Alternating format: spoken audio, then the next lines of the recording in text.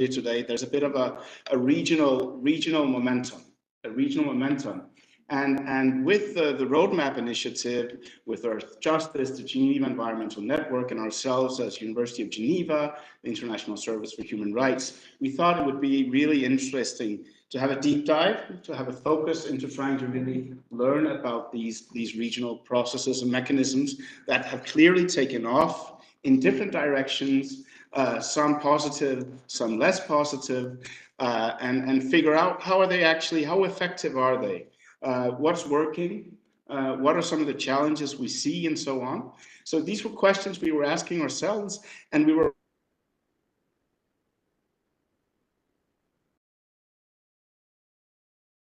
partners from the International Institute for Law and Science in Peru, from Moi University in Kenya, from Ateneo University in Philippines, where we really thought it would be interesting to sort of embark on a conversation and do that in the context of the roadmap, 5 years of a Geneva Roadmap. Clearly, so many things are happening. What can we learn from all of that? But before I get to that, first things first. I've heard a lot about Aarhus today, and again, Aarhus, Eve, in terms of Danish pronunciation. No, it's a great pleasure to have you here, and I want to thank indeed the people that have decided have taken time to join us, including special rapporteurs, Fiona also from the Aarhus Convention. It's really wonderful, because what we're interested here is getting into the nitty-gritty. What things are happening, things are being designed, and we see these regional processes taking place in many different settings across the world, and there's so much relevance and an opportunity for cross-fertilization. So I just want to thank you, everyone here, for being here. It's a real pleasure, and indeed also announce to everyone that is in Geneva that we're continuing the conversation, of course, tomorrow at this SDG solution space with a deep dive into dynamics in Asia, Africa, and the Americas. So this is really, our attempt was to actually try to get allocate sufficient space for having that conversation and learn from people that are working with us. So thanks again, and over to you, Eve. Thank you very much. So you don't understand what I'm talking about, I think that. Jokes aside, the priority to be clear on the end at the same day. The roadmap for the 11 is called like that because it has been received after the resolution for the 11 by the International Council on the protection of environmental defenders. So it's the number of and historical resolution. And we were really afraid that the resolution would just stay there as interesting in a very good paperwork. And it must also be underlined that Norway,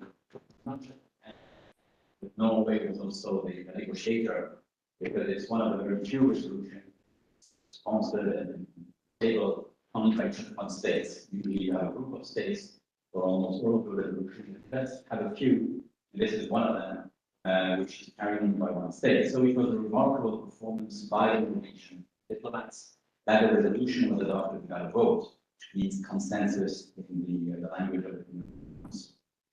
So in order to work on that, we were afraid that it would stay just a paper, and we felt it's really important that we start to think about what is the implementation. That's the purpose of the roadmap. It's a short book, because the full name will be the roadmap or the implementation. Now, of course, in all of the work that we started, we did links with other existing instruments from the international human rights law. We also pushed, for example, for big institutions like what happened in IUCN, the International Union of Conservation of Nature, who also then adopted its own resolution on environmental defenders. But as Peter said recently, we thought that what's happening at the regional level is also extremely important. We had a very, very interesting side event at 1 o'clock today that was introduced by a video contribution from the special rapporteur on the right to a healthy and sustainable environment, Mrs. Astrid Puentes. And it was great the way she pointed to today the need for all of the protection mechanisms for defenders to be worked in a combination. Actually, no single mechanism is enough to do a correct protection. And that goes at each level. So you need to combine these different type of instruments in the strategy that we are developing. She gave very good examples of what's happening in Latin America, where you have already a number of jurisprudence and decisions by the Inter-American Commission or the court. And this comes, and what is being developed now by the Escazú agreement is coming in addition to that. And it's very interesting to see what you can use from the Escazú agreement or from the conventional instruments in that regions, like the Inter-American Convention or the San Jose Protocol. So you have a number of instruments you're going to have to work all that together. So the idea of this discussion, and this discussion will really focus on the way we protect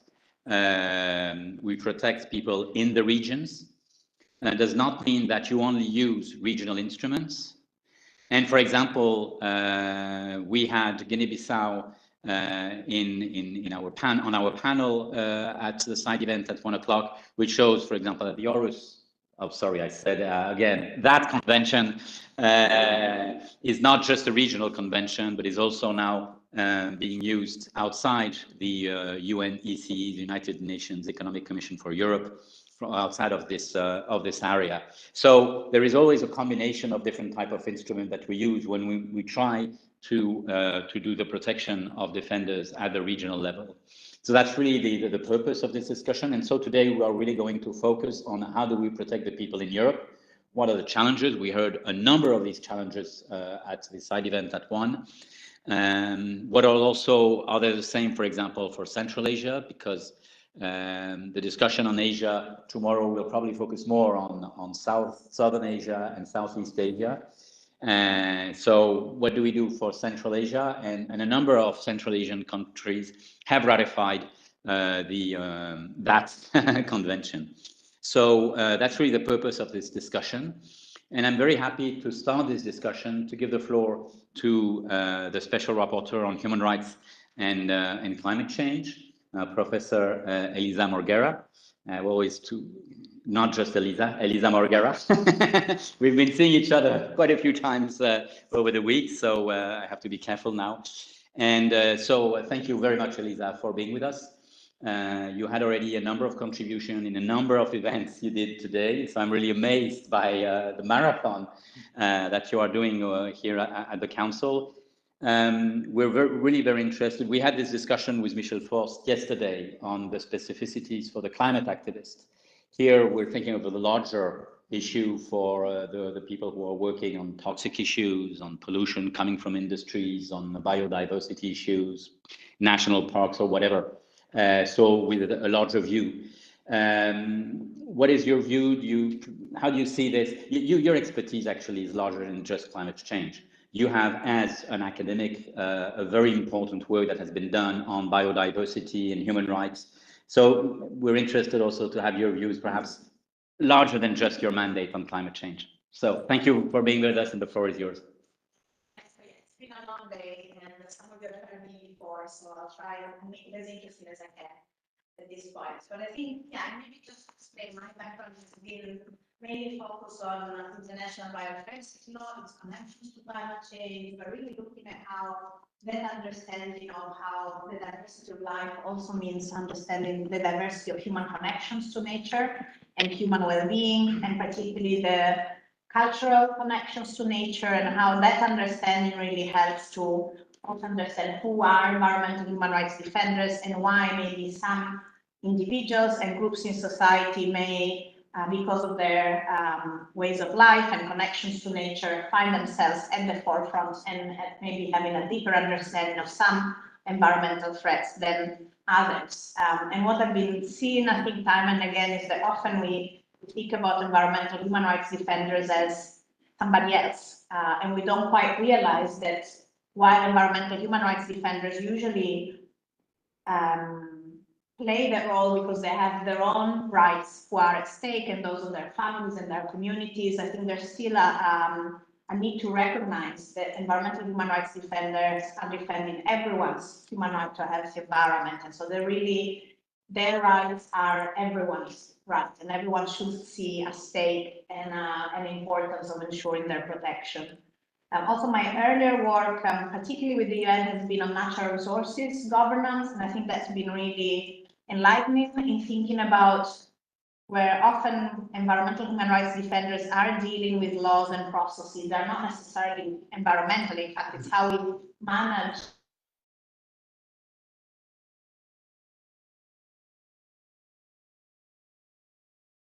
necessarily a primary concern, often are not necessarily even mentioned in legislation or not enough. And so really understanding the kind of hard knocks of natural resource governance, and particularly the whole aspect of like programming, planning, licensing is, I think, where we have those problems of then lack of oversight of understanding of the human rights implications, and where then we find those hard situations of having to go against the state and public authorities, and having that understanding of how those inner decision-making processes are relating to planning and licensing, I think are quite important. And I think the awareness of those public officers who are in those positions and may feel that their role is very technical, they don't have necessarily that engaging in human rights will be political or will be beyond their mandate. I think maybe part of a thinking around, upstream prevention of threats to environmental human rights defenders. It's not the only place, but I think it may be a place that is still relatively underexplored, and where we can do a lot of, I think, awareness raising, capacity building, and maybe thinking also, something I've been thinking and mentioning to, for instance, colleagues at the Food and Agriculture Organization of the UN, where I used to work, that have a lot of projects to support the reforms, national laws on forestry, mining, logging, fisheries, that we might need to integrate into those reforms and advise that the FAO provide better understanding of human rights and the environment, and perhaps even protection of environmental human rights defenders in the context of those more technical laws and sectoral laws. Because it is, I think, those disconnects in national legal systems and the different kind of power dynamics of different also government sectors where I think environmental and human rights problems arise, and where it is more kind of obscure to recognize public authorities' responsibility to protect human rights. So that's part of the thinking, like how upstream can we go in terms of preventing attacks to human rights, environmental human rights defenders, and in fact recognize their role as environmental human rights defenders and public authorities' responsibilities to protect their human rights as well as the broader human rights that they defend. But of course, more and more, we also need to think, and I imagine this is what Astrid did with you earlier today, what can we do at the stage of an attack, at the stage of a clear, I think, rising of threats, and in fact, the combination like shrinking civic space and heightened threats to environmental human rights defenders. And while I don't have a silver bullet, I do understand the point that Astrid made around not only how we connect and think more strategically about the use of every possible mechanism that exists to protect environmental human rights defenders, but also how we share that information with defenders. Because my understanding is that while there are multiple sources of support, they can be different in nature, some of immediate support, some of more strategic support, mine may be financial, legal, some may be more technical.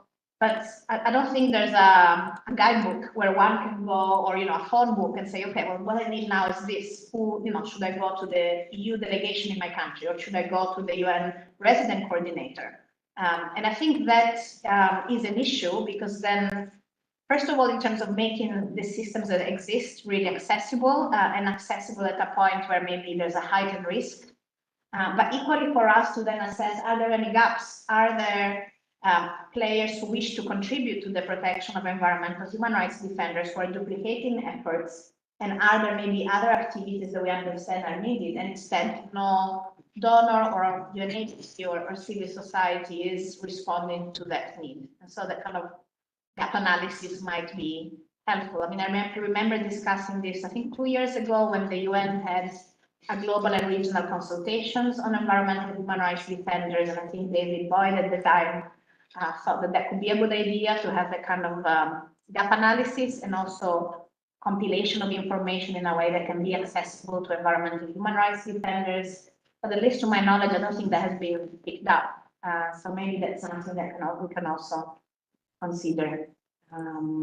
That's as far as what my wisdom go for today, but I'll keep thinking about this. And thank you very much, Peter.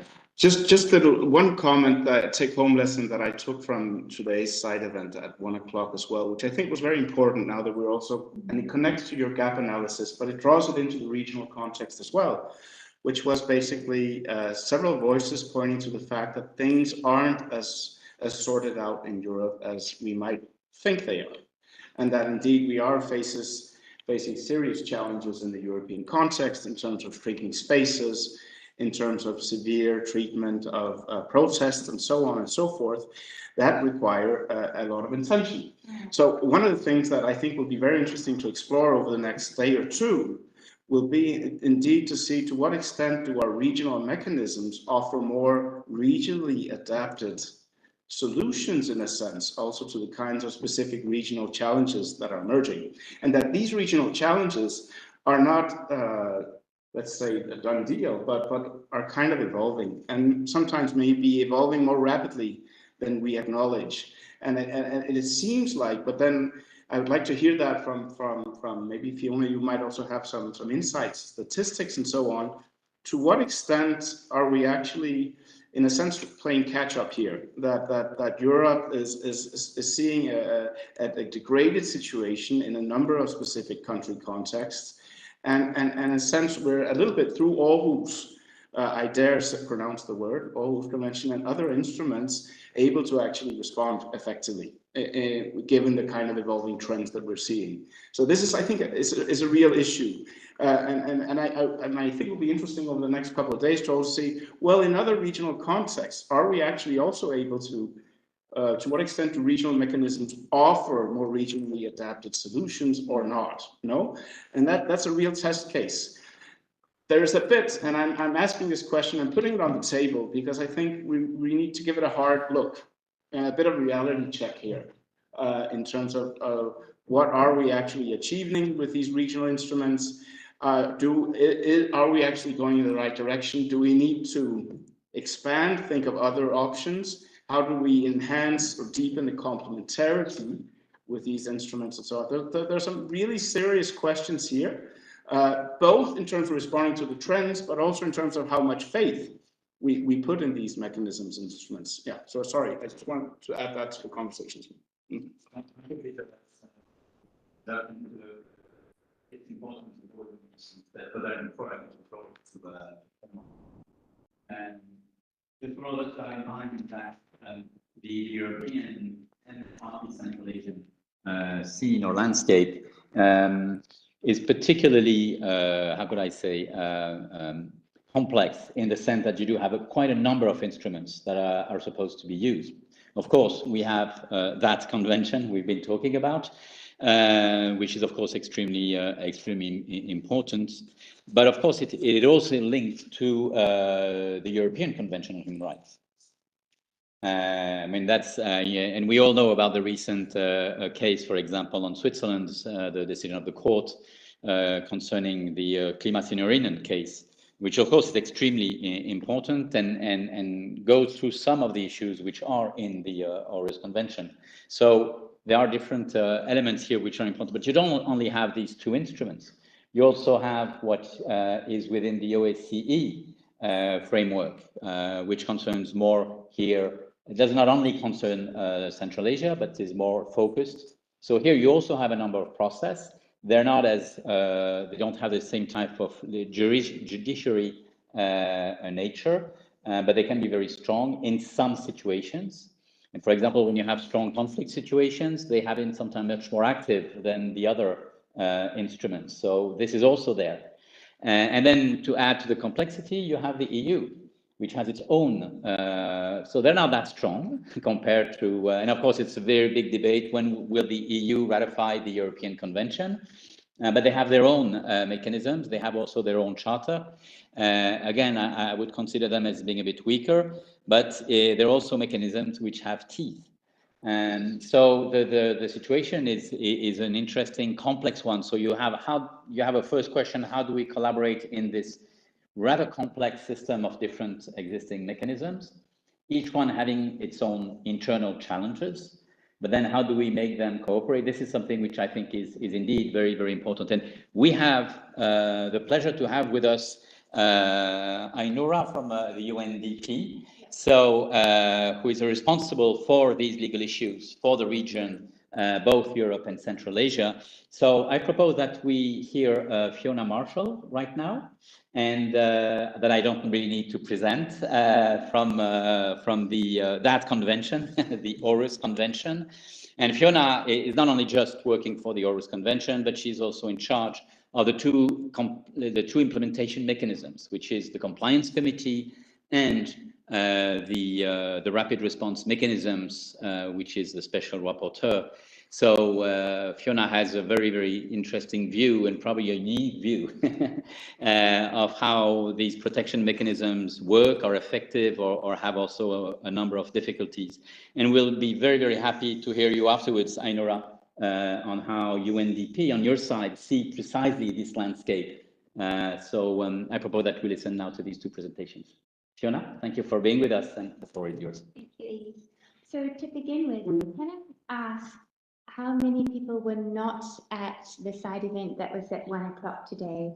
Because if everybody was, then I would not begin with an introduction of the actual instrument and the mechanisms, but go straight into some practical experience sharing. So can I just ask how many people were not at the side event at 1 o'clock today? Okay. But actually, Diana and Igor, I know they already know. Okay.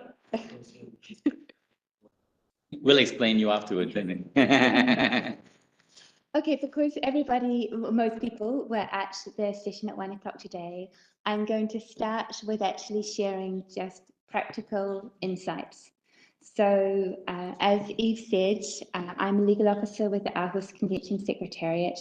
I'm secretary to the Compliance Committee, and I also assist the Special Rapporteur on Environmental Defenders.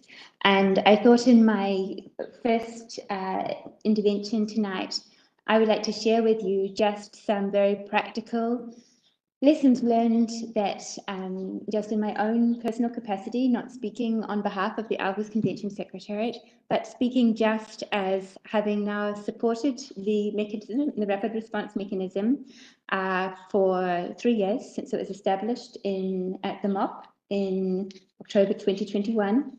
And then since the Special Rapporteur was elected in June 2022, actually just sharing some realities, what in my own view, this is not an official view, this is just my own view, some of the lessons learned. So so I have 10, I have a true number. But the first one I would like to start with is actually the great value that was gained from learning from other existing mechanisms and procedures. So that was already our starting point. So for example, the UN special procedures, we were able to greatly benefit from the procedures that are established and known under the special rapporteurs under the Human Rights Council. So states are already familiar with those procedures, so it gives them a legitimacy. For example, the idea of the complaints mechanism, the sending of the letter, setting out the allegations by the special rapporteur to the state, there being a defined time frame for the state to answer, which is 60 days, that it's confidential within that time. Once that 60 days is expired, it goes on the website, which creates a strong incentive on the state to answer because the case is coming into the public domain, either with or without their response. So this is one example of learning from other mechanisms.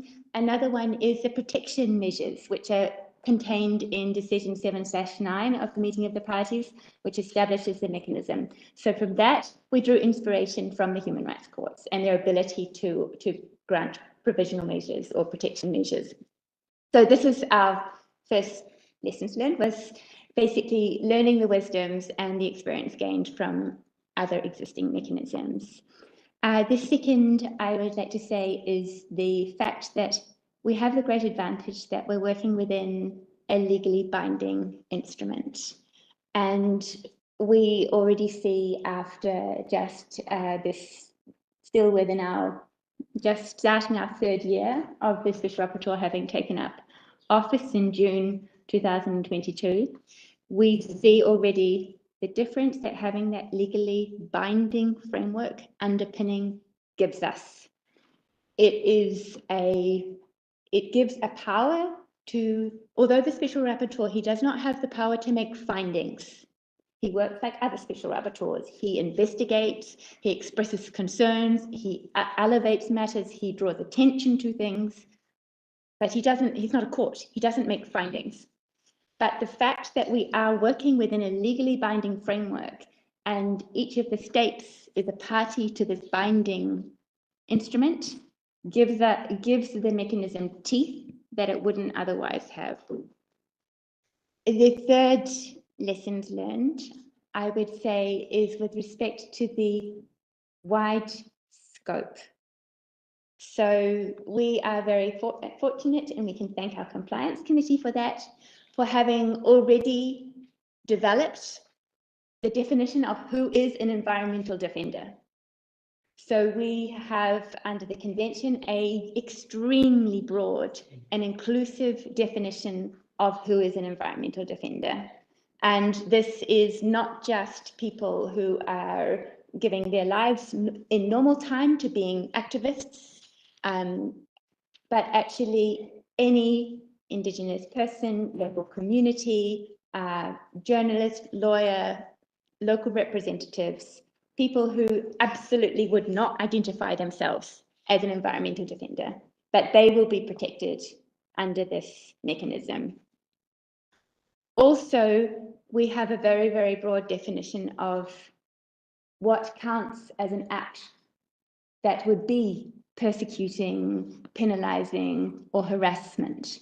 So the wording of the binding obligation in the convention, which is Article 3.8, says that each party shall ensure that any person exercising their rights under the convention is not penalized, persecuted, or harassed in any way for their involvement. So this is the words that we work with. No penalization, no persecution, no harassment. You could have had any other words. You could have had intimidation, reprisals, threats, attacks, etc. But the three words we have is penalization, persecution, and harassment. And the Compliance Committee, thanks again to the Compliance Committee, has made clear that those words cover intimidation, threats, reprisals of any kind. Another area where we have the benefit of a broad scope is with respect to who is to be considered a perpetrator for the purposes of the obligation in Article 3.8.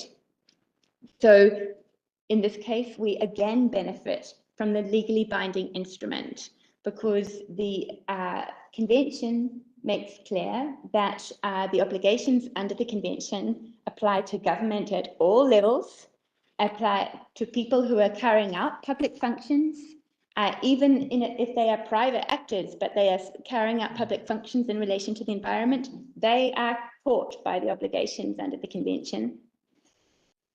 That is in the treaty itself. But in addition, the Compliance Committee has made clear that the obligation under Article 3.8 is not just on the state, but it also covers acts of persecution, harassment, and penalization by private entities, private actors, private individuals that the state does not take the necessary measures to prevent. So the obligation is always on the state, but this mechanism and the obligation in Article 3.8 also requires protection for people who are facing intimidation and threats from private actors, private individuals, private companies. Another benefit for us of being in this legally binding instrument and its wide scope is a definition of the public and the fact that it is not limited to the people who are on the territory of the state. So Eve, who has an extremely long and storied history and association with the convention, would know far better than me how the definition of the public was negotiated in the 1990s and came into the convention. But it is extremely powerful because it is any natural or legal person and their associations, organizations, and groups. And the convention makes clear that the rights under the convention are not to be, you are not to be discriminated at on the basis of your citizenship, residence, or domicile. And what this means, and there is a logical reason for this in the convention that deals with the environment. Environmental issues are not limited by a border. So someone who is affected by a project in this country but lives in this country has just as much right to be heard and to have their views taken into account, because it will affect them just as much. The border makes no difference. The border does not stop the environmental impacts. So the authors of the convention were very wise and they understood this. And so they made the definition of the public and they made the obligations under the convention not limited by borders. So this also gives us this is a great string to our bow, because it means that we are able to protect people who are not just on the territory of the party to the convention, in contrast to many other human rights instruments. The next lessons learned I would like to say is about the opportunity in Decision 7.9, which establishes the mechanism to escalate. So the Special Rapporteur has a number of different measures that he can do, including various diplomatic tools, making press releases, meeting with the different authorities, the normal kind of procedures that a Special Rapporteur would do. But he can also escalate, and he can escalate in two main ways. He can ask the chair of the meeting of the parties, so the chair of the governing body of the convention, to act and intervene with the state. And he can refer the case to the compliance committee. So when he refers it to the compliance committee, it moves into a whole different legal channel. It's no longer just a complaint to the Special Rapporteur. It then becomes a case that is going through the legal process of the compliance committee that will end up with findings, and the compliance committee engages in very rigorous follow-up. So he has this ability to then refer the case to the compliance committee. And under the decision which establishes the mechanism, that is particularly for cases of a systemic or serious nature. So it's not going to be in every case, but he has the power to refer if necessary.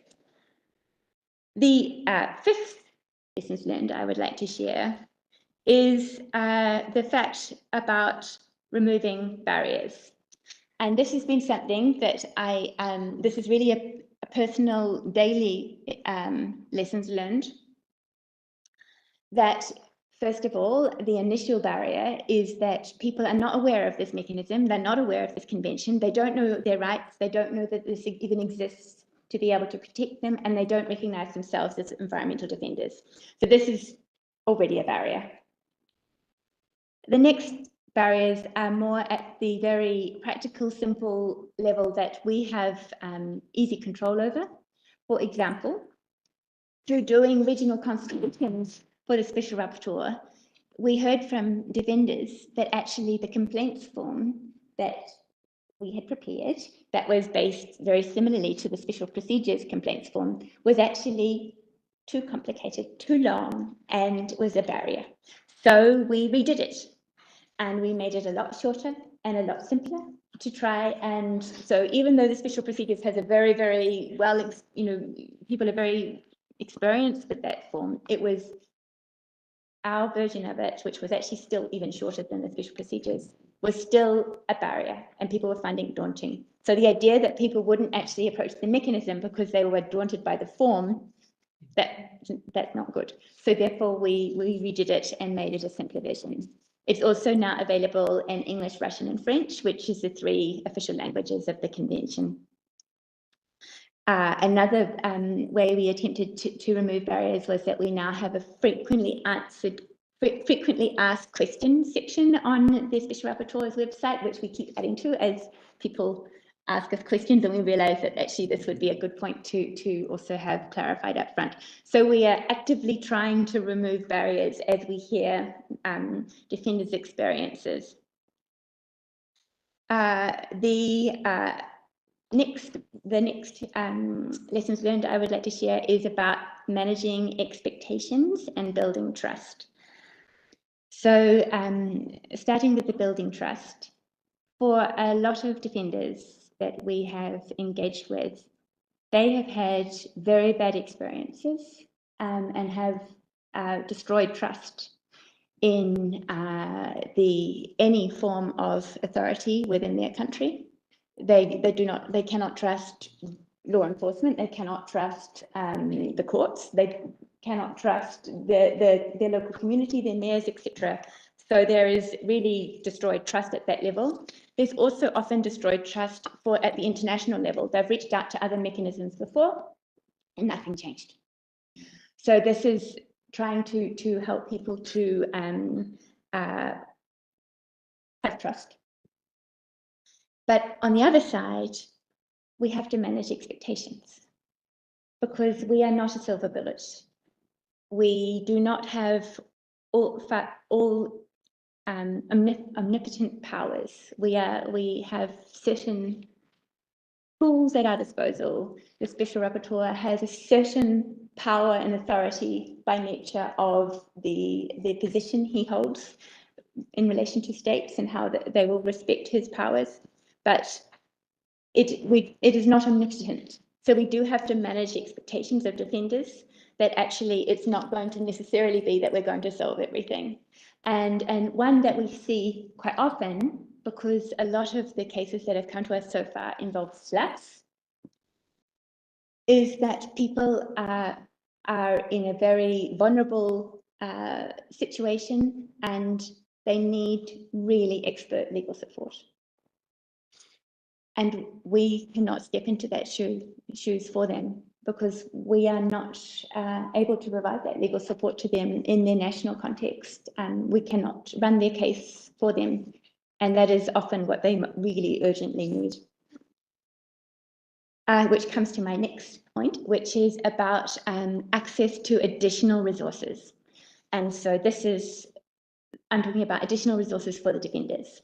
So for example, being able to direct defenders who are facing court cases against them to expert legal advisors who will be able to assist them pro bono for free to help them with their case. Being able to recommend defenders to trauma counselling and psychosocial support, this type of support based on their experiences. Being able to refer defenders to experts who can help them to keep their technology safe so that they're not going to be surveilled, or if they are being surveilled, to try and help them to address that and to be able to operate more safely. The next lessons learned I would like to share is about making sure that for each case that comes to us is different. And so each case needs to be examined and treated and dealt with on its particular circumstance. The defenders are all different. They're operating in different contexts. They're facing different threats. There is a different history, and the case will progress in a different way. And sometimes they progress like roller coasters. Things are happening like in a 6-hourly, 3-hourly basis, and you thought you were going to be doing this, but then suddenly it has changed to here. So this is basically each case needs to be really tailored to its own particular circumstance, and how you thought you were going to help in that case may need to change in a very short amount of time. The next point that comes back to the, I was talking about additional services for the defenders. I would say that there is also if there is going to be a mechanism established like this, then there needs to be sufficient resourcing for the mechanism itself, because otherwise you are creating hope and expectation, and you will let people down, and you will let vulnerable people down, people who need that help.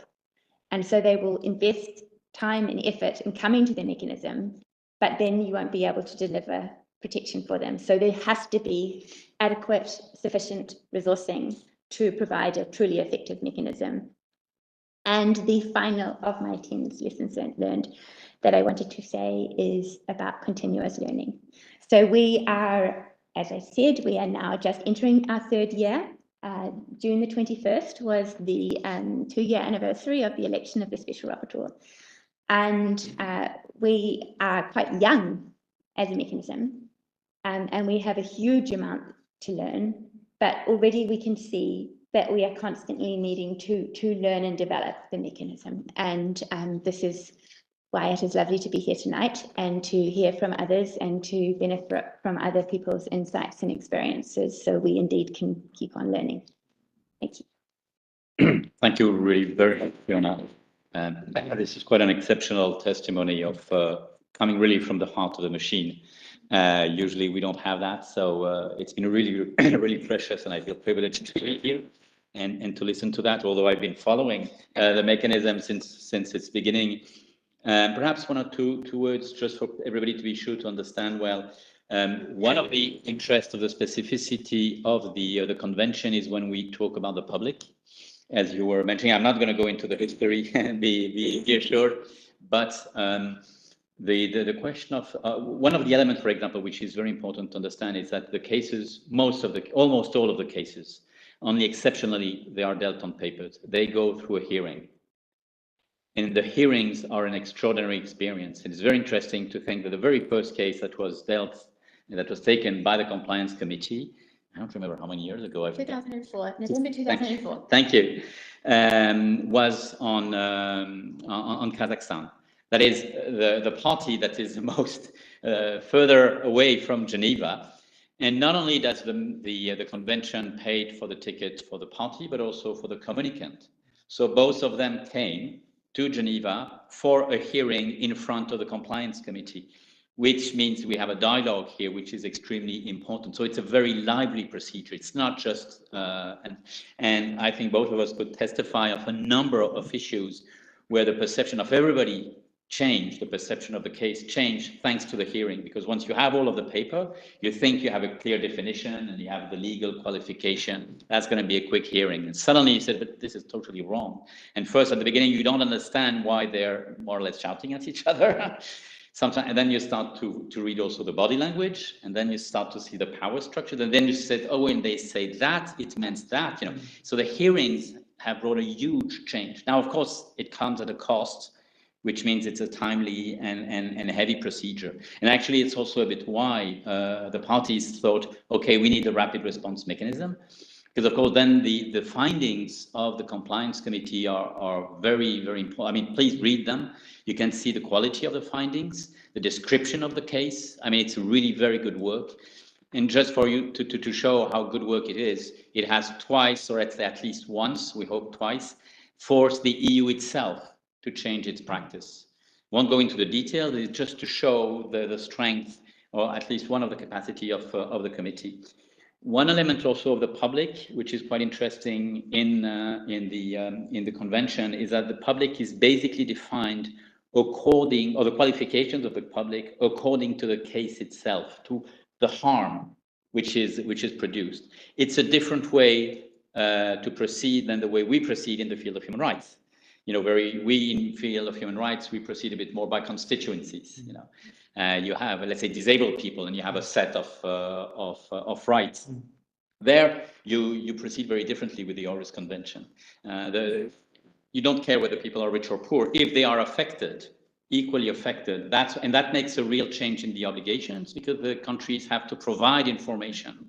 I mean, have to make sure that the information is provided, actively provided, to those who are concerned by, let's say, a development project. That's different than just making sure people can get information on the website. And that is precisely the difference in how we define public. So it's a different type of thinking, and I very often want to underline that, because when we're working precisely with people working in the field of environment or working in the field of human rights, they very quickly some misunderstanding, because it's not exactly the same way we proceed. So it's interesting also to see that the Aarhus Convention is now also introducing, once we have defined this public, which will be affected by a case. I think, for example, the Swedish case on wind power, where there was a big discussion with the Swedish authorities, who were convinced they did their correct work by saying, okay, here you have a propeller, and we'll take a compass, and we make a round, and that's it. And the compliance committee said, no, that's not it, because you precisely did not look at what are the impacts. It can be noise, it can be a number of issues. And the wind will not bring the noise in every place the same way. So you must go further in the way you define and you see the difference here, how you define the public. So it's quite interesting to see there is here a very interesting work. I wanted to underline, as we're talking about how we exchange between different fields. There's a lot to be discussed here, which are extremely important. I just wanted to bring this in addition, so that people really understand the wealth of what you have just presented to us. But can I just say something more about the public? Please. Because Eve is referring to the definition of the public concerned, which is, yes. So there's two definitions about the public in the convention. One is the public, which is any natural or legal person. And then there is the public concerned. And the public concerned is for the purpose of the rights of public participation and access to justice. And this is the definition that Eve is talking about here, which is any person who may be affected or has an interest in the activity. And so it's actually not just people who are affected or feel that they may be affected, but it's actually if you say, I care about this, I feel I care about this, you have an interest in this. The compliance committee has said you are also part of the public concern and entitled to the rights given to the public concerned under the convention. Yes.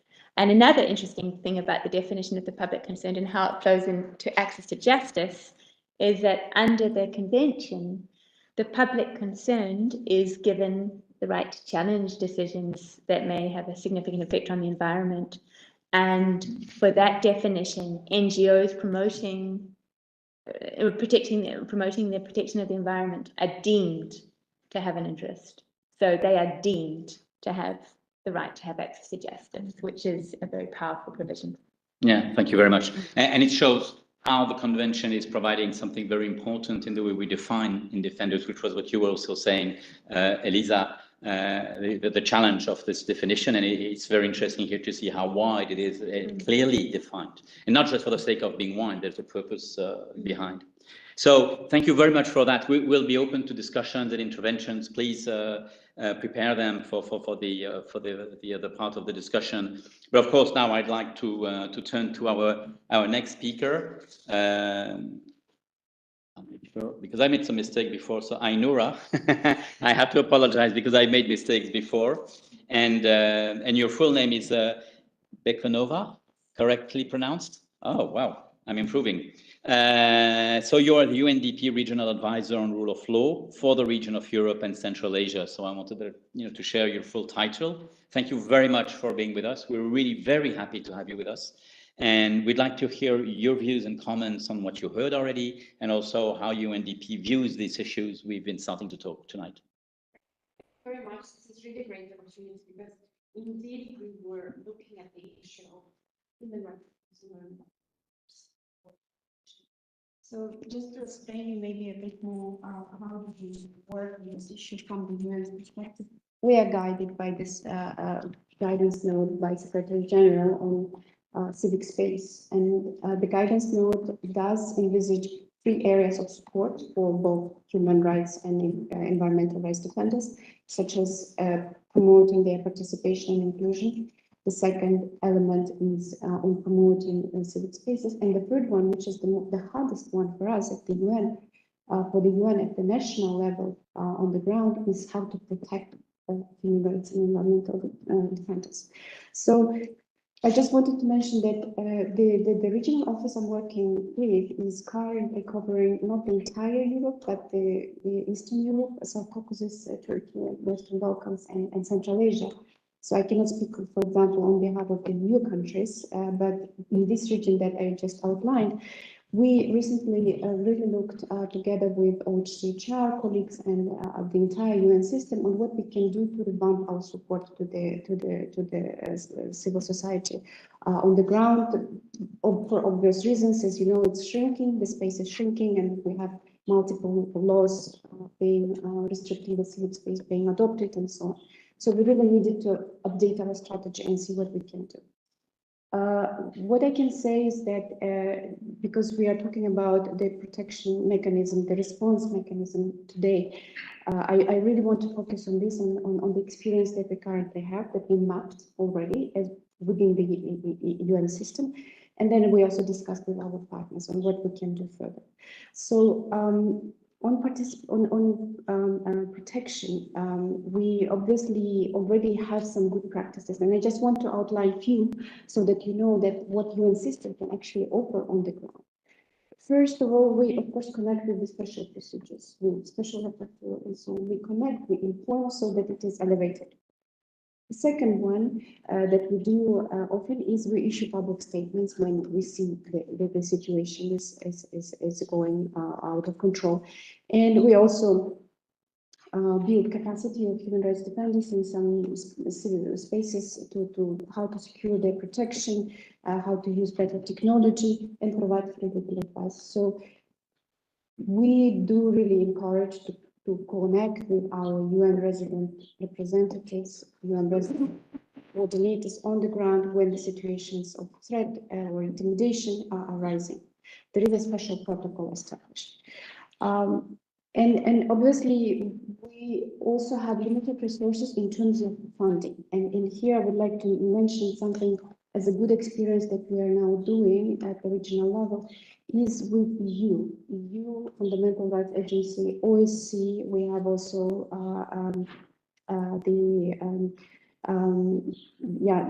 the other partners such as Council of Europe and so on and so forth, where we, on a regular basis, almost quarterly, we meet to discuss how is the situation in the region and what are the most urgent priority needs are coming. So, for example, there was a situation in Belarus or in Ukraine or in Kazakhstan.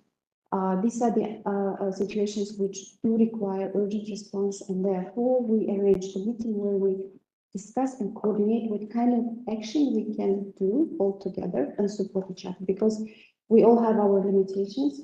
For example, EU mechanisms, they can provide relocation or funding support, while United Nations can convene with soft diplomacy or make public statements and so on and so forth. So what I would suggest maybe for this Aarhus Convention, a new mechanism, it would be very good to consider how to tap into resources of this platform that already exists.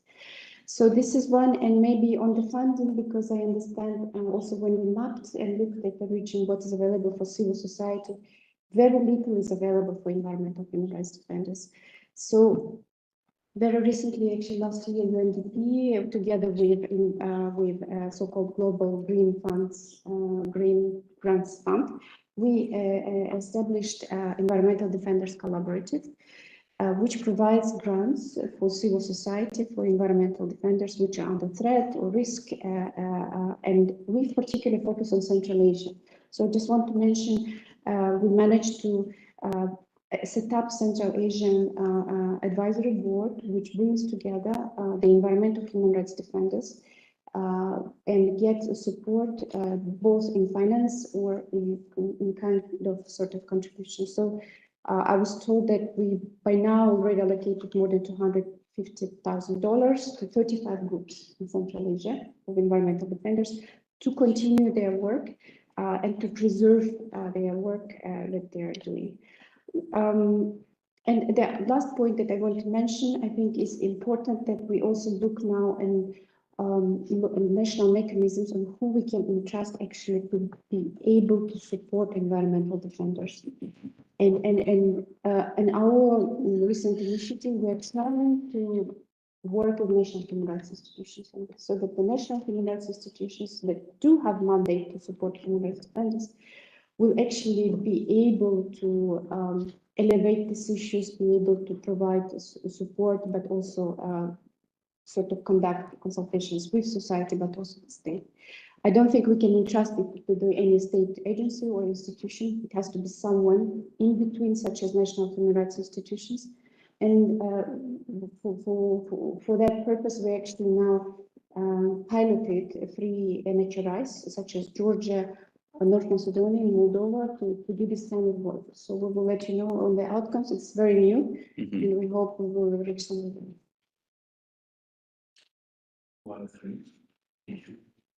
Georgia, North Macedonia, Moldova. Yeah.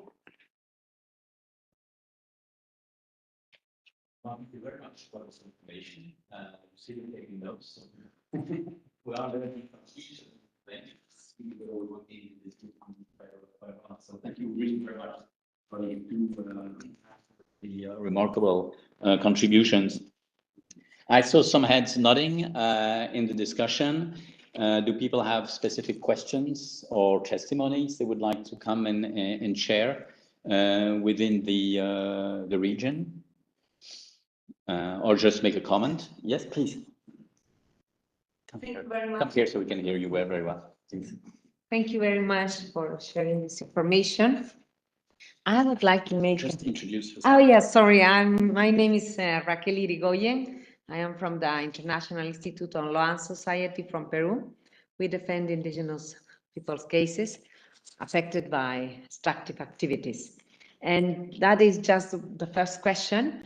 If the reporter on climate change has a kind of collaboration or has a kind of action that connects the climate change with indigenous rights, in the sense that, for instance, in Peru, I was talking about that before, almost all big concessions related to mining allow legally in Peru or authorize the enterprises to dry complete hydric systems.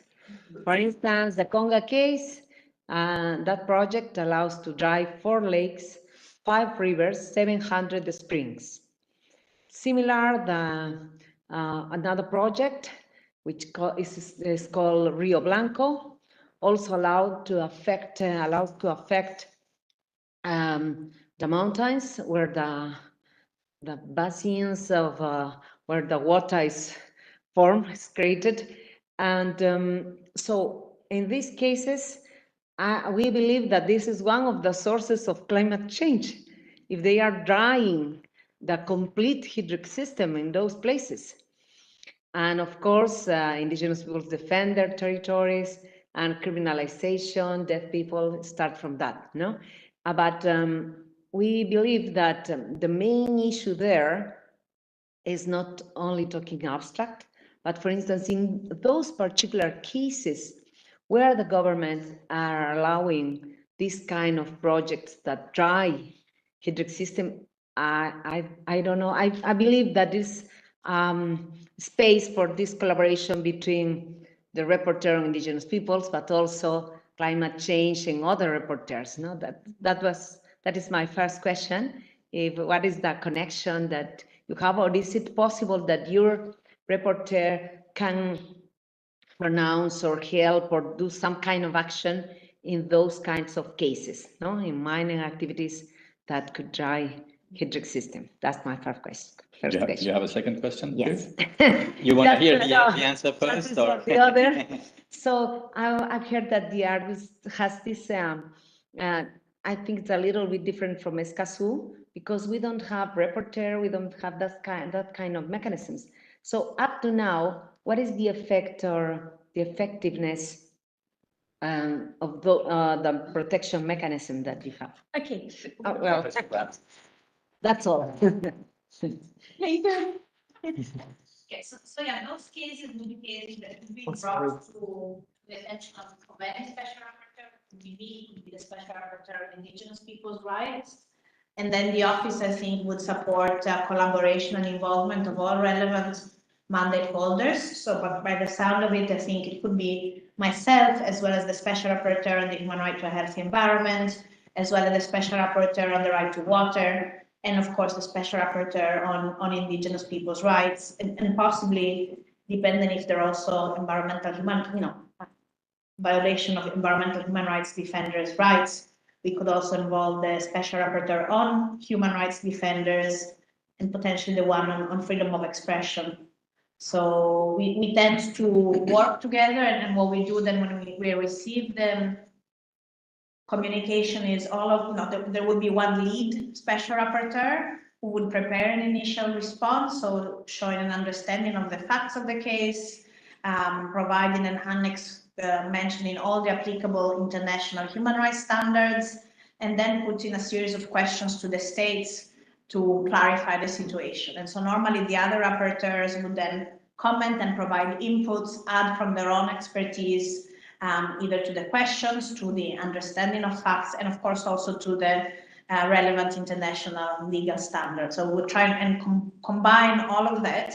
And then if we receive a response from the state, we would also consult on what to do next. And similarly to what Fiona was saying, after a certain period of time, the letter that we send to the state is also made public. So you would have multiple special rapporteurs that would work together on a case like that. So we need to write everybody. You need so I don't think you just need to send one communication. We have one common link to send the communication, and you can suggest which special rapporteur, but otherwise the office would also direct it to the one that seems most likely to lead, and would then reach out to the others. If I could allow me a comment in addition to that, I'm thinking about the stuff we had recently with Special Rapporteur on COP6 and human rights on Rosara, because he insisted on the basis of his own experience that it's really very important because of the flow of communication that procedures are receiving. For those who are presenting communication to be as effective as possible, it is good to have a strategy to say, this is what we want. So for example, if you need, let's say, some kind of a scientific demonstration that this is absolutely crazy, then it's perhaps useful to contact first on an informal basis the Special Rapporteur on the right to water, because of course he's supposed to work with more hydrological resources, know-how, knowledge, than the Special Rapporteur on human rights and the environment. We can also do that, but it's less of his or her speciality. So it's always interesting to think, okay, what are we expecting from the procedure? And then it helps to see, because what has been described then by Elisa can be organized in a better way. We need information on the importance of the impact on the hydrological system. So the core element should come from the Special Rapporteur on water, and all of the others can add so that you have a stronger response. But we know exactly what but it might be something very different you need towards your own states and so on. So it is important not just to send. If you're blocked and you're just sending this as a bottle in the water in the sea, do it, because it's better to do that than to do nothing. But it will be better if you can actually include in the way you're gonna do this a specific strategy.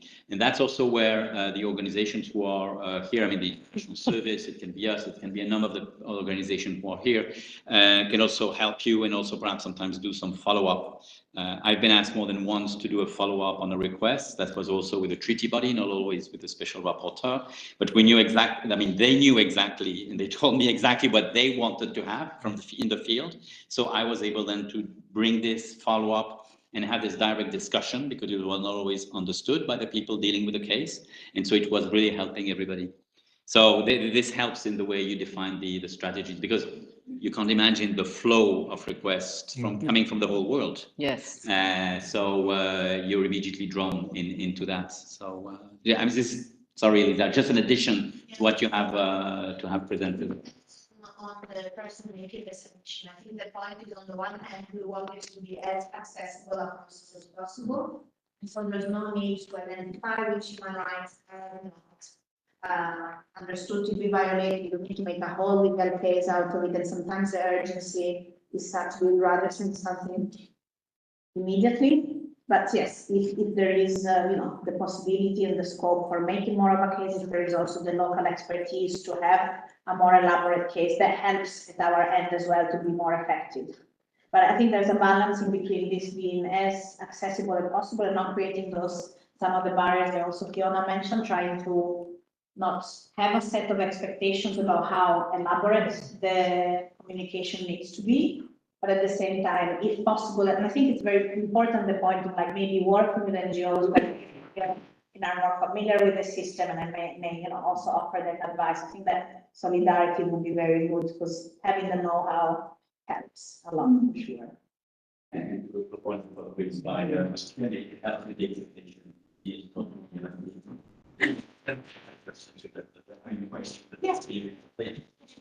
So yeah, the question you asked me is, what is the value added of these mechanisms? I'm delighted to answer that one. So yes. I was sure. Yes. So I mean, ESCAZU is in an incredibly exciting time right now, because the Implementation and Compliance Committee is now working and up and going. It's just adopted its modalities, and so it's a very, very exciting time for the civil society who are engaging with the ESCAZU agreement, to see how the Implementation and Compliance Committee can really ensure that the ESCAZU agreement is implemented on the ground. The Aarhus Convention Compliance Committee has been hearing cases since November 2004. It made its first findings in February 2005. So we now have, I think, approximately 19 and a bit years of practical experience in the implementation and the work of the Compliance Committee and the difference it makes. And it makes, despite having no big teeth, it can't order huge fines against states, it can't put states in prison for doing things wrong. It is like other environmental mechanisms, has soft powers, but despite that, it has led to really significant changes in a lot of parties. And he mentioned one, he mentioned the EU. So this case that he was mentioning was about the right for members of the public and NGOs to challenge acts and omissions by EU agencies and institutions. Until those committee findings, only someone who had a financial interest, basically like a company could challenge a decision by an EU body that affected them. But nobody who was trying to protect the environment had any right to challenge it. So the Compliance Committee's findings said that that was a breach of Article 9.3 of the Convention, and took a little while, but the EU changed its law to finally grant standing for environmental NGOs and some other members of the public. They have criteria to challenge acts and omissions by EU institutions. So, I mean, that's very broad sweeping, and that's just one example of really a line of changes, very significant structural changes that the Compliance Committee has led to. Another example is the UK, actually. The UK, as a common law system, one of the features of its system of justice is that it has very, very high cost awards.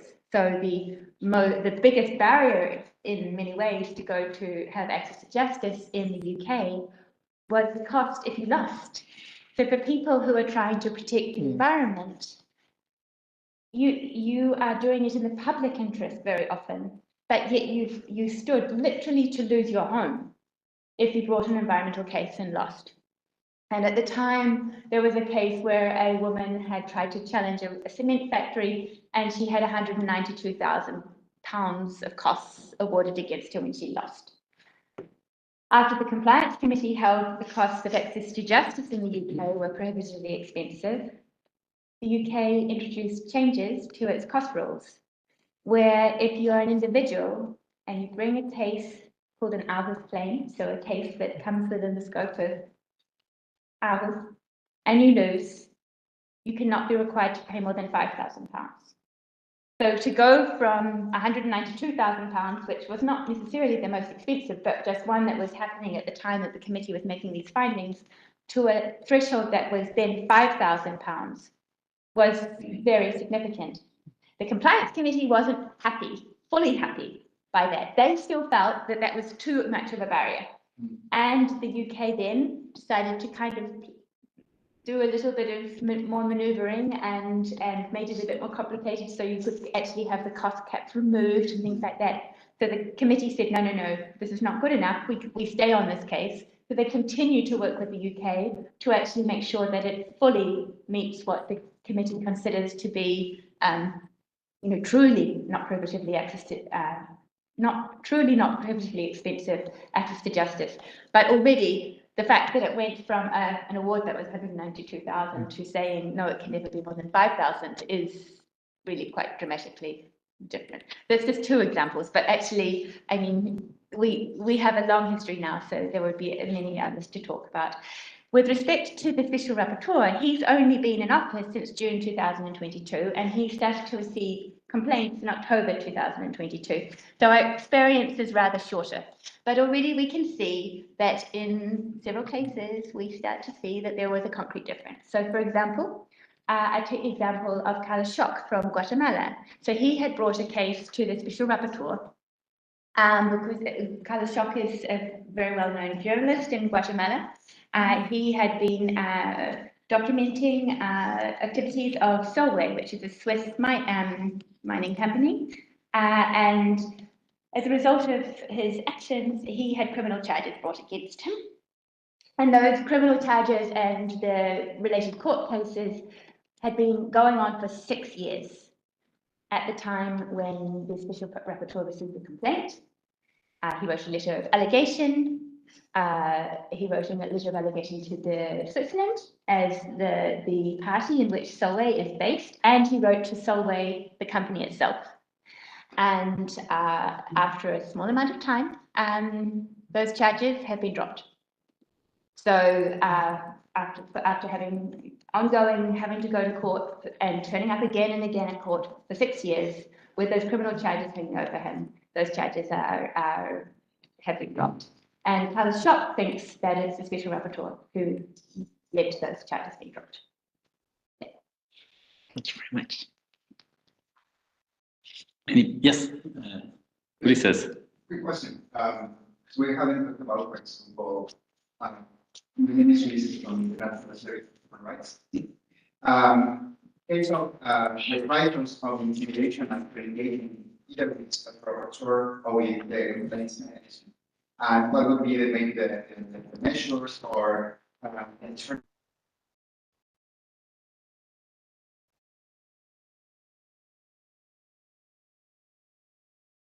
its interaction? I hope that it's not this yet, but what would be the mechanism of the Yes. So far we have not heard of any reprisals, but it is something that we are basically, again, when I was talking about that, we are constantly trying to learn and improve, and we're still in the stage of developing our procedures. So indeed, for example, we have recently introduced wording now that goes into any letter of allegation where we think that there is a chance that this environmental defender could face reprisals. There is now wording that refers to the Human Rights Council resolutions and basically sets out very clearly in the final paragraph of the letter that the Special Rapporteur is, on this. Also, we are inputting into the Secretary General's report on reprisals, which actually the call was just, I think last week we submitted our text on that. So it's we are trying to take an active watch to make sure that when we're receiving complaints and when we are keeping, because you receive the complaint, but then there is also making sure that you stay in contact with the environmental defender to see how the case is developing and what is happening for them.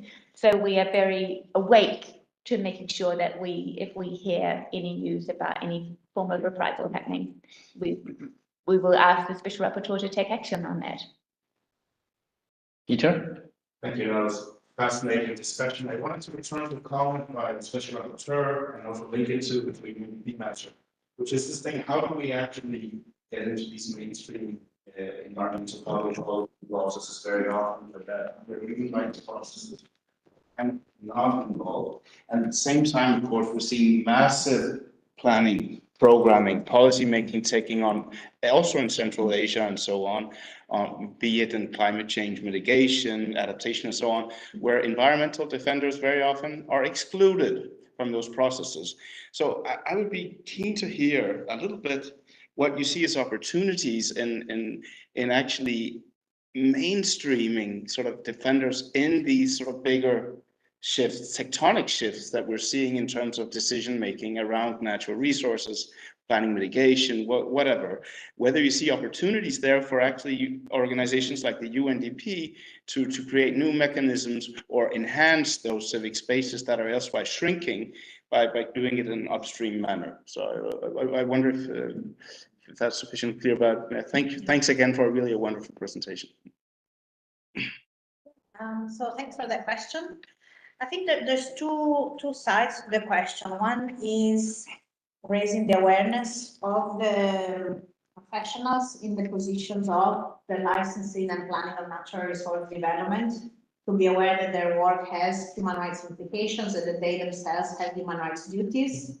And so that's maybe doing some kind of human rights training, maybe for slightly unusual targets. So rather than training judges or training lawmakers, I think we need to do training of planners, training of EIA consultants.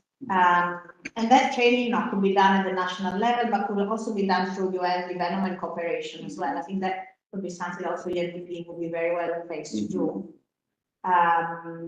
On the other hand, I think we need the human rights community, and I'm thinking also national human rights institutions, to engage in those nitty-gritty parts of the governance of natural resources. Not many states have, for instance, strategic environmental assessments. EU states do, but actually all countries other than the US have an international obligation to have strategic environmental assessments. So that's assessment of policies, plans, and programs.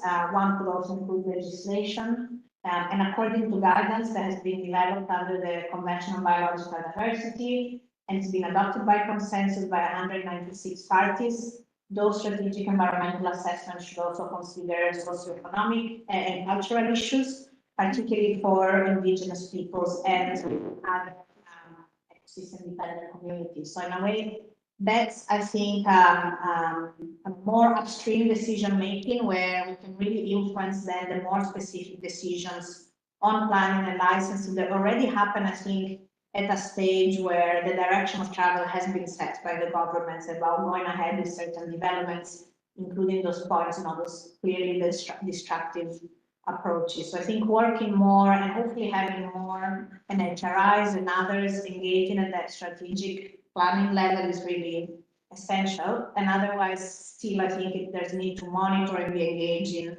environmental impact processes. And hopefully, I think, in terms of lawmaking, having more convergence between human rights impact assessments, social, economic impact assessments, and environmental impact assessment. All that now needs to be combined into a much more integrated approach. So maybe there's some legislative work to be done. And again, training and alignment of expertise across sectors of government that at the moment are working separately on this.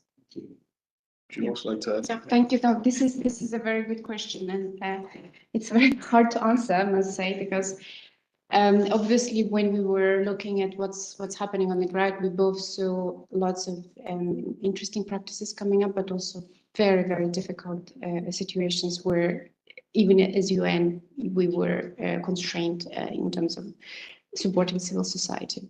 And what I can say is that maybe what we thought is important to focus for the next few years, at least for us, clearly is looking at promoting positive narratives about civil society and especially the environmental defenders, because there is a lot of mis and disinformation around their roles.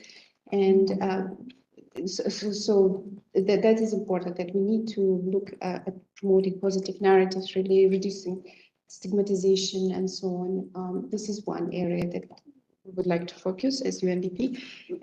The other one was on, you mentioned how can we systematically engage civil society in, for example, just transition strategies, or in, we just held the discussions in Western Balkans on how we do engage civil society in transparent and inclusive manner. in just transition processes, and it's very hard because we obviously see that there is a lot of sort of the result of political economy there. I mean, the result of power, the dynamics there, and we see that in some way that the industries that are being very much part of the just transition are being captured by certain elite, and the civil society's voice are really not being heard. So for us, it's very important to dismantle this power dynamics, and we are trying also to sort of do this analysis and try to remind to the governments that the just transition should be for people, not for certain elite, but for the larger group, and try to be inclusive of the processes. And I think the EU accession process is helping us a lot, because there are very good requirements, legal, regulatory requirements that states should abide to, and we try to remind them. So that's one. And then another interesting trend that we noticed is actually the rise of informal civil society, which I think also is worth to tap into. I don't know how much it is in environmental sphere, but we see that the activists are not organized sometimes in concrete civil society movements or registered as civil society. And in fact, it's even becoming not really, easy for them because of these new foreign agents laws that are being passed. So in a way, we see that this informal model of activism is rising, and I think it's important to be aware of it. We are now working with young informal activists on environment as well, seeing how we can help them shape their movements in more, inclusive and participatory manner. So yeah, that's.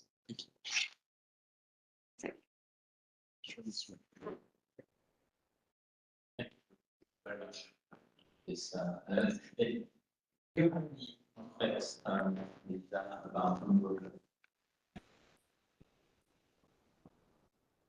so very concerned by this EIA. I was wondering if you kind of visit among the sexual like the other targets or not, it's also concerned by that. I was wondering if there was a kind of joint action that could be on this issue that we got. Yeah, well, I think actually we like to have a thematic report on environmental impact assessments and strategic environmental assessments, and surely Marcos and I will support and contribute. I guess we haven't thought whether it could be a joint report. I mean, I would be maybe cautious, because if we do a joint report, we each miss a chance of having our own report, and we have plenty of things to work on. But what we could do is maybe have then a joint communication to follow up on the report. Maybe think about also specific target audiences to whom whose attention to call on. And I'm thinking again, I think the kind of UN cooperation and development cooperation on this in terms of legislative support, technical support might be one direction, but potentially also then kind of including the advice systematically into response to communications as well.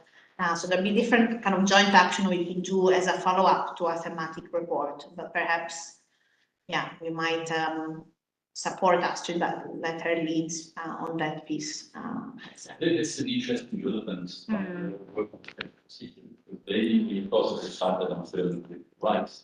It's basically you need to do the fact finding. This hasn't changed at all. Then you do the legal qualification, and you report back to the law. You've done your job. What you're describing here is going much further, and it's interesting to see how having more environmental issues within the field of human rights is also changing the way human rights is supposed to work.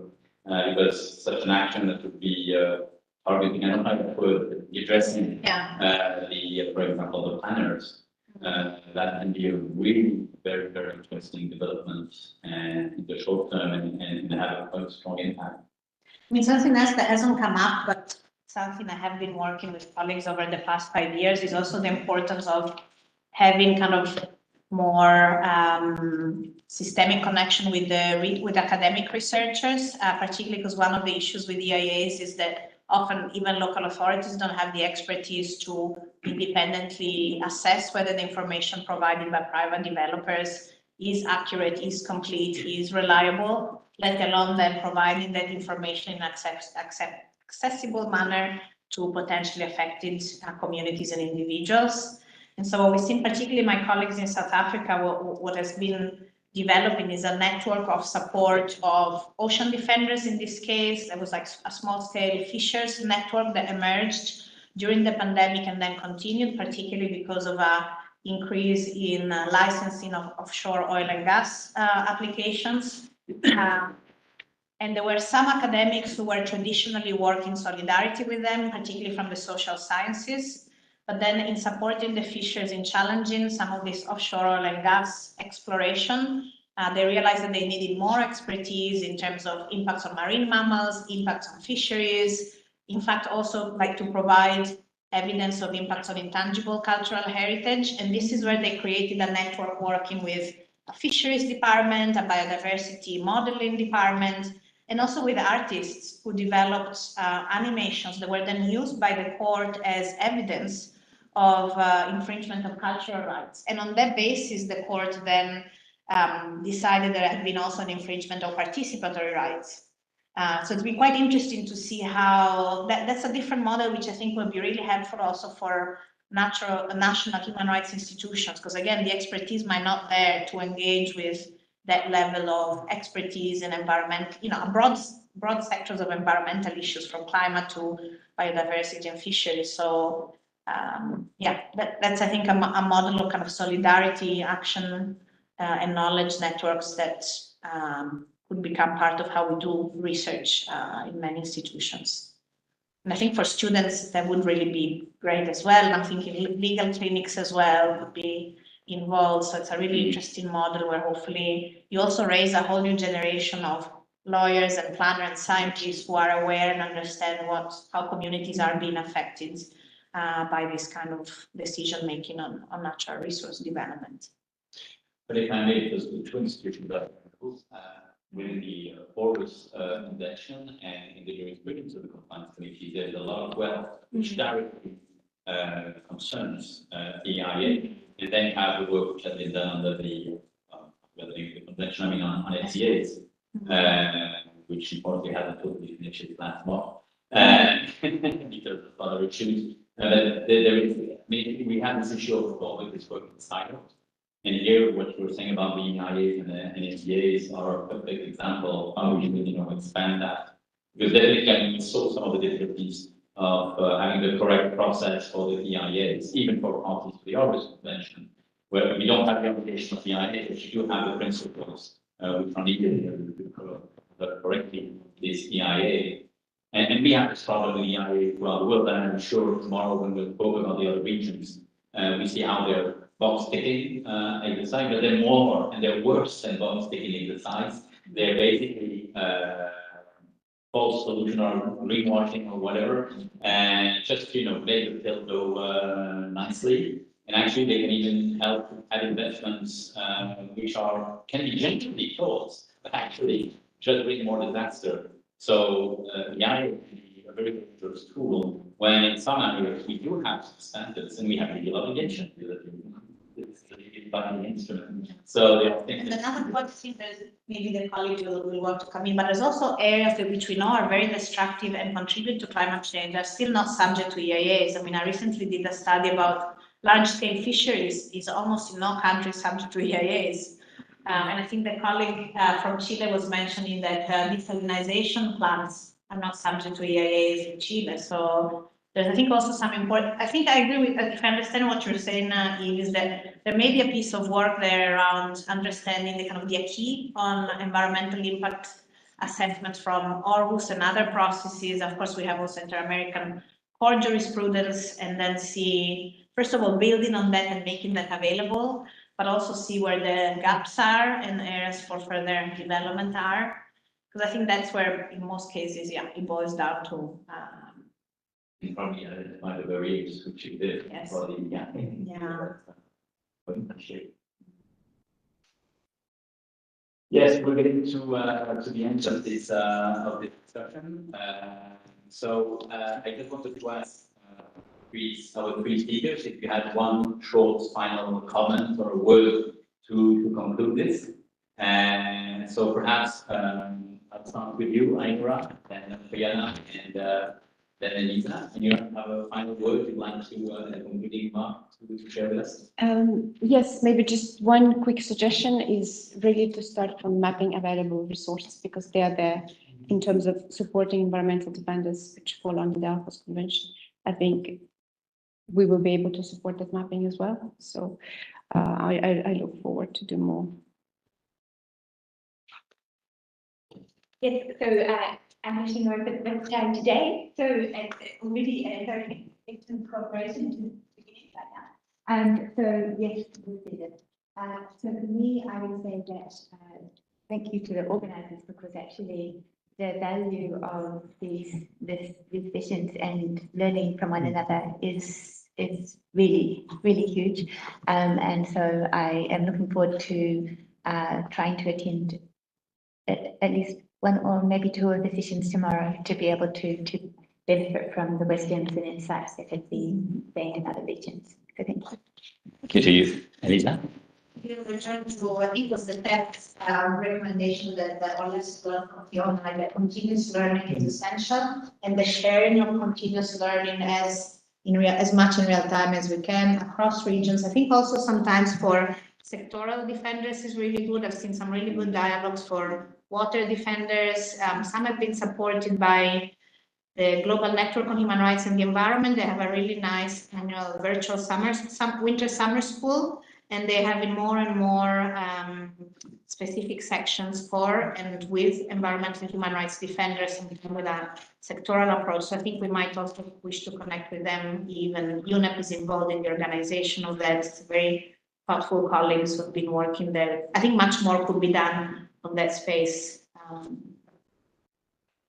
Great, well, thank you very much for all these contributions. I'll give the floor to Peter. Talk about tomorrow. Yeah, no, simply just, a warm thanks to everyone indeed, and a reminder that come tomorrow if you can. We have 3 dedicated sessions to Asia, Africa, and the Americas. They're on the website, so if there's a specific region you're really keen on or would indeed encourage other members to attend to, our colleagues also will be presenting findings. So it's a moment for exchange, also to indeed share thoughts about the diversity and ways forward in this respect. So thanks again so much. It's really been very productive. Thank you. Thank you. Thank you. Join me here one fact.